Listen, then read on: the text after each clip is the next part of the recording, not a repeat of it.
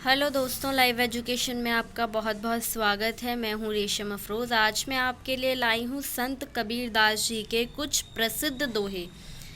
आप संत कबीरदास जी को तो बहुत अच्छी तरीके से जानते होंगे। आइए आज हम उनके कुछ प्रमुख दोहों पे नज़र डालते हैं। बुरा जो देखन मैं चला, बुरा न मिलया कोय, जो दिल खोजा आपना, मुझसे बुरा न कोय। इसका अर्थ स्पष्ट है। इस दोहे के माध्यम से कबीर कहना चाहते हैं कि जब मैं इस संसार में बुराई खोजने के लिए निकला तो मुझे बुरा दिखा ही नहीं कोई, और जब मैंने मन रूपी द्वार अर्थात अपने हृदय में झांक कर देखा तो मुझे प्रतीत हुआ कि मुझसे बुरा इनमें से कोई है ही नहीं। मोस्टली इंसान क्या करता है आज के टाइम पर, तो अपनी गलतियां दूसरों पर डाल देता है और खुद अपना स्पष्ट हो जाता है, अपना पल्ला झाड़ लेता है एक तरीके से कहीं तो, और अपनी गलती दूसरों पर डाल देता है और ख़ुद सीधा साफ हो जाता है। तो वही कह रहे हैं कि अपने आप में झांक के देखिए, आप में भी उतनी ही गलतियां हैं जितनी दूसरे में हैं। नेक्स्ट देखते हैं। बड़े बड़ाई ना करें, बड़ो न बोलो बोल, रहीमन हीरा कब कहे, लाख टका मममोल। इसका अर्थ है, कबीर जी का कहना है कि जो लोग सच में बड़े होते हैं वो कभी अपनी बड़ाई नहीं किया करते और ना ही अपने मुंह से बड़े बड़े बोल बोलते हैं। वे कहते हैं कि हीरा कब कहता है कि उसका मोल लाख टके का है।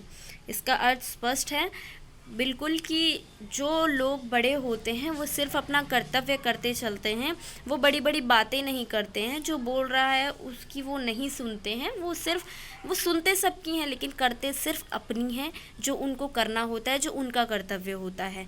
बाकी कोई बड़ी बड़ाई नहीं बोलते हैं, अपने काम से काम रखते हैं। और हीरा कब कहता है कि वो लाख टके का है लेकिन वो करोड़ों में बिकता है। नेक्स्ट देखते हैं।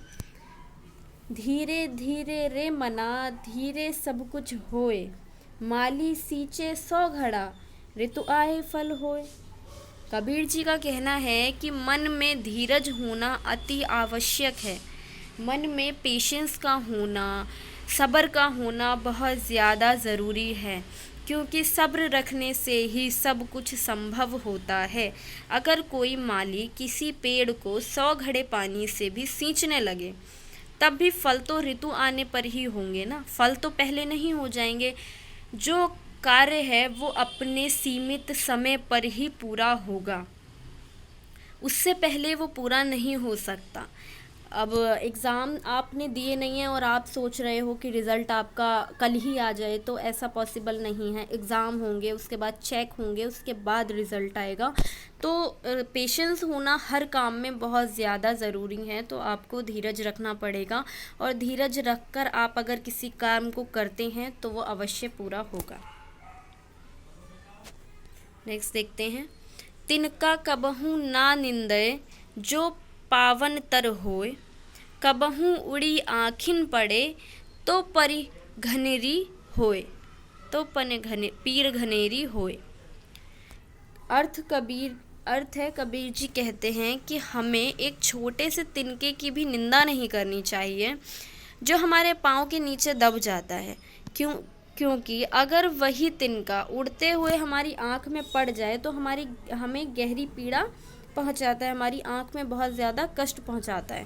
किसी को भी, अब आपने वो हाथी और चींटी वाली तो कहानी सुनी होगी। छोटी सी चींटी भी हाथी के अगर कान में घुस जाए तो उसको डांस करा देती है। तो इसीलिए किसी भी चीज़ को छोटा नहीं समझना चाहिए। अगर वो अपने काम को उल्टे तरीके से करने लगी तो आपको वो चीज़ पीड़ा भी पहुंचा सकती है, वो चीज़ आपको कष्ट भी दे सकती है। नेक्स्ट देखते हैं। ऐसी वाणी बोलिए, मन का आपा खोए, औरन को शीतल करे, आपहु शीतल होए।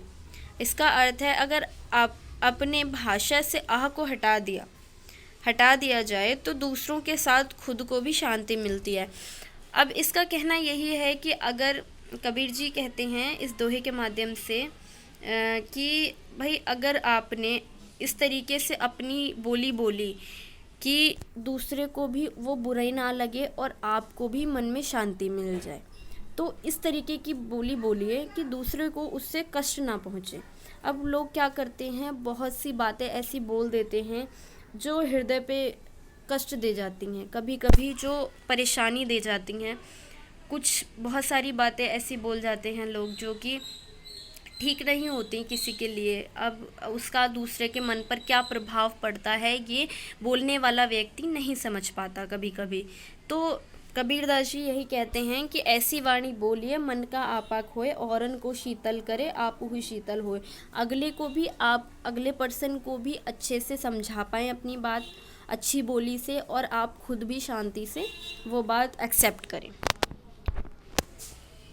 तो नेक्स्ट है कि कबीरा जब हम पैदा हुए जग हंसे हम रोए, ऐसी करनी कर चलो हम हंसें जग रोए। इसका अर्थ स्पष्ट है। कबीर कहते हैं कि जब हम इस संसार में पैदा होते हैं तो लोग हंसते हैं और हम रोते हैं, पर इस संसार में ऐसा कुछ करके जाओ कि जब आपके मृत्यु का समय आए तो सब रोएं और हम खुशी खुशी इस संसार से विदा हो जाएं। इस तरीके से कुछ अच्छा कर जाओ किसी के लिए कि अगर आप इस पृथ्वी से जा रहे हो तो अगले के मन में पीड़ा पहुँचे, दुख हो उसे कि आप क्यों चले गए। तो कुछ अच्छा दूसरों के लिए कर जाओ। और ये लास्ट दोहा है, आई थिंक सो, हाँ, कि आपका है ये लास्ट दोहा कि करता था सो क्यों किया, अब कर क्यों पछताए, बोया पेड़ बबूल का तो आम कहाँ से खाए। बहुत ज़्यादा प्रसिद्ध दोहा है ये कबीर जी का, जो कि मेरे को भी बहुत पसंद है। कि करता था सो क्यों किया, जब आपने वो काम किया तब आपको सबने मना किया लेकिन आप नहीं माने और आप वो काम करते चले गए। अब आप रिग्रेट फील करें, अब आप उस चीज़ को पछता रहे हैं। तो अब आप क्यों पछता रहे हैं? जब आपको मना किया गया था कि ये काम मत कीजिए तब आपने ये काम किया। अब इस पर पछताने से क्या फ़ायदा, अब इस पर रिग्रेट करने से क्या फ़ायदा। आपको जब मना किया था तब तो आप नहीं माने, आपने अपने ही मन की। तो बोया पेड़ बबूल का तो बबूल ही लगेगा, उसमें आम तो आएंगे नहीं। अगर उस टाइम पर संभल गए होते, वो काम ना किया होता तो शायद आम का पेड़ आप लगाते तो आम ही आते। अब जब बबूल का पेड़ लगाया है तो बबूल ही आएंगे। तो यही है, यही कबीर जी कहते हैं। Thanks for watching. प्लीज़ मेरी वीडियोस को लाइक कीजिए और चैनल को सब्सक्राइब कीजिए। वीडियोस पे कमेंट कीजिए आपको वीडियोस कैसी लग रही हैं। Thank you so much.